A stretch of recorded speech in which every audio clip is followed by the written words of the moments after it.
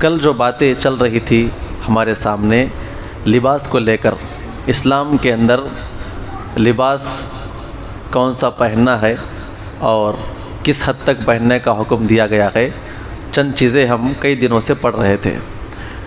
आप लोगों से कुछ सवालात कर लेता हूँ, चूँकि जो लिबास के ताल्लुक़ से हम पढ़कर आए हैं वो असबर होने के बाद हम आगे बढ़ेंगे इंशाअल्लाह। इस्लाम के अंदर किस चीज़ से बने हुए लिबास को मना किया गया है जो हम पढ़कर आए हैं? हाँ जी, रेशम के लिबास पहनने से नबी सल्लल्लाहु अलैहि वसल्लम ने मना फरमाया, क्योंकि ये मसला हम पढ़कर आए हैं। रेशम का लिबास है और किस रंग के लिबास से अल्लाह के नबी ने मना फरमाया? हाँ जी, कौन सा रंग? जर्द रंग से। जर्द रंग का लिबास पहनने से नबी सल्लल्लाहु अलैहि वसल्लम ने मना फरमाया, चूँकि हम पढ़े थे कि बाज़ ऐसी कौम आएगी जो अपने ऊपर रेशम के कपड़े को और ज़िना को हलाल कर लेगी। और इसी तरह नबी सल्लल्लाहु अलैहि वसल्लम ने सोने चांदी के बर्तनों में खाने पीने से मना फरमाया, क्योंकि आज लोग क्या है, अपने लाइफ स्टाइल को जीने के लिए या अपना बड़ापन दिखाने के लिए सोने चांदी की चीज़ों को इस्तेमाल करते हैं। इससे पहले भी आपके सामने बात गुजर चुकी थी कि मर्द के ऊपर सोना या चांदी जायज़ कौन सा है दोनों में? हाँ जी, चांदी। तो चांदी के अंदर क्या चीज़ इस्तेमाल करेंगे?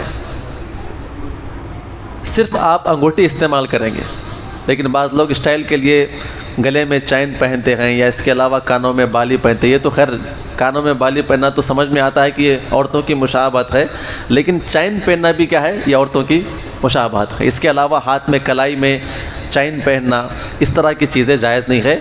वो भी चांदी की अंगूठी पहनने का हमें हुक्म मिलता है। और इसी के साथ साथ नबी सल्लल्लाहु अलैहि वसल्लम ने रेशम के कपड़े पे बैठने से मना फरमाया। ऐसे सोफ़े लगे हुए हैं, शाही सोफ़े, जहाँ पे रेशम के कपड़ों से बना हुआ हो, उसके ऊपर बैठना और उसको इस्तेमाल करना ये मर्दों के लिए हराम है। अलबत्ता अबू दाऊद की रिवायत के मुताबिक नबी सल्लल्लाहु अलैहि वसल्लम ने औरतों के लिए रेशम के कपड़े को मना नहीं किया है। औरतें चाहे तो रेशम का कपड़ा इस्तेमाल कर सकती है। और इसी के साथ साथ रेशम का कपड़ा कितना हो, अगर आपके कपड़ों में इस्तेमाल किया गया हो, जायज़ है। इससे पहले भी मसला हम पढ़े थे, कोई बता सकते हैं किस हद तक रेशम का कपड़ा अगर आपके कपड़ों में हो तो जायज़ है? हाँ जी, 4 उंगलियों के बराबर। हदीस में आता है 2 या 3 या 4 उंगलियों के बराबर अगर आपके लिबास में वो कपड़ा लगा हुआ है तो जायज़ है, वरना इससे ज़्यादा जायज़ नहीं है।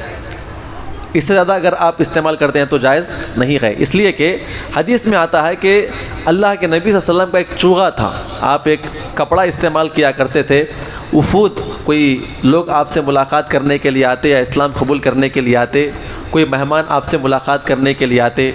इसके अलावा जुमा का दिन होता तो आप उस कपड़े को इस्तेमाल किया करते थे। उसके अंदर ये बात जिक्र है, हज़रत अस्मा बयान फरमाती है कि आपके आस्तीन, आपके गिरेबान और आपके चौक पे क्या लगा हुआ था?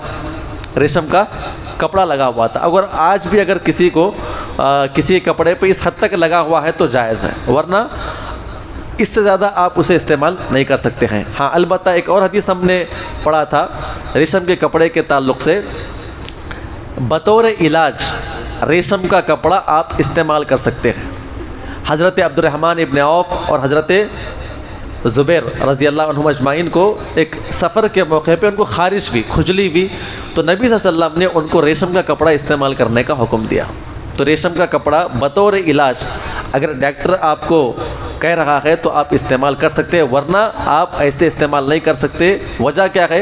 रेशम के कपड़े पहनने से इंसान के अंदर तकब्बुर ज़ाहिर होता है और ज़र्रा बराबर भी तकब्बुर अल्लाह ताला को पसंद नहीं है।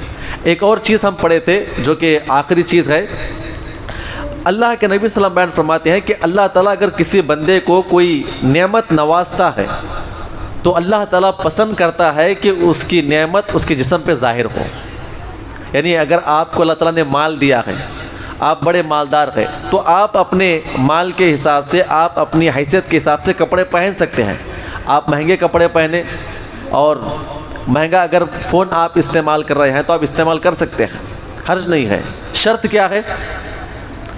वो कपड़े पहनने या वो चीज़ें इस्तेमाल करने से अगर आपके दिल के अंदर तकब्बुर ज़ाहिर हो रहा है तो तब आप उसे इस्तेमाल नहीं कर सकते। इसलिए कि राय के दाने के बराबर भी अगर किसी के दिल के अंदर तकब्बुर ज़ाहिर होता है तो फिर वो चीज़ उसे जहन्नम में ले जाएगी।